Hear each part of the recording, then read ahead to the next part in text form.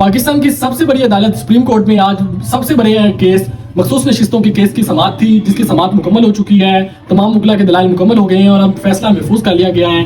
पहले ये इम्कान था कि एक मुख्तसर फैसला आज सुनाया जाएगा, लेकिन जजेस की जानिब से कहा गया आज मुख्तसर फैसला अभी नहीं सुनाया जाएगा और अब ये इम्कान जाहिर किया जा रहा है कि शायद कल एक शॉर्ट ऑर्डर आ जाए और उसके बाद तफसीली फैसला भी जारी किया जाए।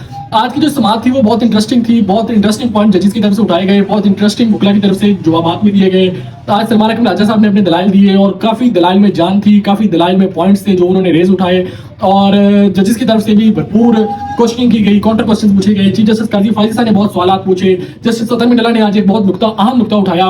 उन्होंने सलमान अकरम राजा को कहा कि आप पूरा सच बोलना नहीं चाह रहे। पूरा सच ये है कि जो 2018 में पाकिस्तान मुस्लिम लीग नून के साथ हुआ था, आज 2024 में वही पाकिस्तान तहरीक इंसाफ के साथ हो रहा है। ये एक बहुत बड़ा पॉइंट था। ये शायद पॉलिटिकल बयानिया तो नून लीग को सपोर्ट कर रहा था, लेकिन इस केस में ये पाकिस्तान तहरीक इंसाफ को सपोर्ट कर रहा था।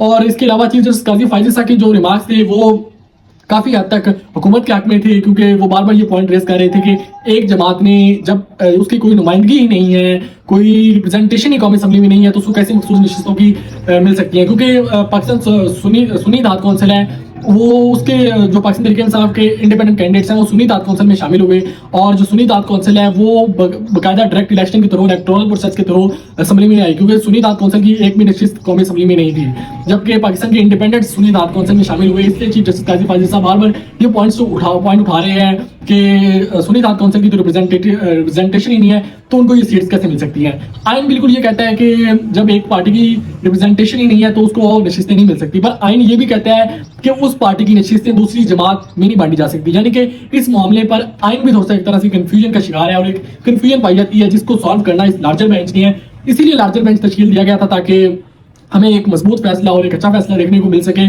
और अब तक जो दलाइल और जो समाअत सुनने के बाद इस फैसले को प्रेडिक्ट करना तो बहुत ही मुश्किल है, क्योंकि 6 से 7 का ये फैसला मेरा ख्याल है कि ये इस सूरत में आएगा।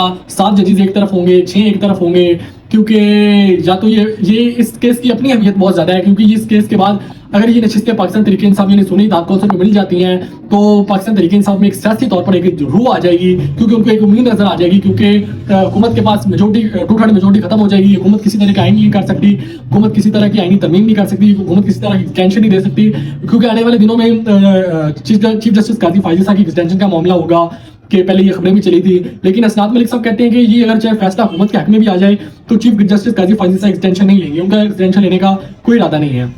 लेकिन अब ये फैसला जल्दी सुना दिया जाएगा।